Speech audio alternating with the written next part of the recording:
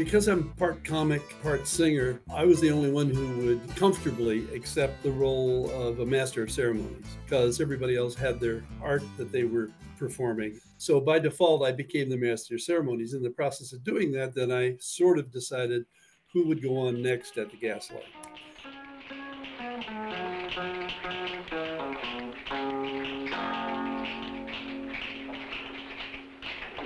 Those of you that haven't been to the Gaslight before, we don't snap our fingers just to be hip. It's to keep the noise level down so the police won't come down and close us up again. So we ask you please to become part of the great conspiracy. Yes. Ask you please to go underground with us, because going underground can be fun for the whole family. Bobby came in one night and asked if he could go up. I said, sure. And he sang basically Guthrie tunes. Naturally, kind of curious about him. We might have even played poker upstairs where everybody hung out until they were called to go on stage. But I knew that he was kind of on the road. He was going to play some coffee houses. One of them was in New Jersey. So about a month later, Bobby comes back to the Gaslight. I recognize him and he asks if he can go on, and I say, sure, thinking that we're going to get some more, Guthrie tunes.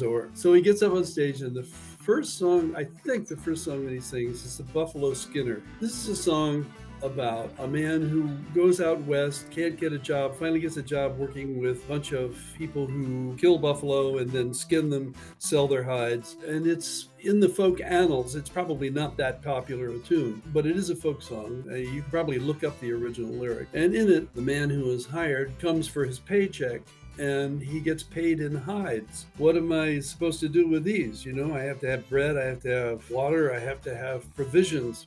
And the guy says, just take it to the general store, and they treat it like money. So I was familiar with the concept. Bobby Dylan gets up on stage, plays the same chords to the Buffalo Skinner, tells this story about a guy who goes to sing at a folk club. It's a chess club, really, but they have a stage, and he sings folk music. And at the end of his weekend there, the owner of the club gives him chess pieces as payment instead of money.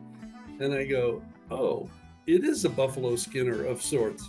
He says, well, what am I supposed to do with this? I need provisions. And as you would guess, he says, go to the bartender. And so he orders a beer, gives the bartender a king, and gets 2 rooks and a pawn, as change.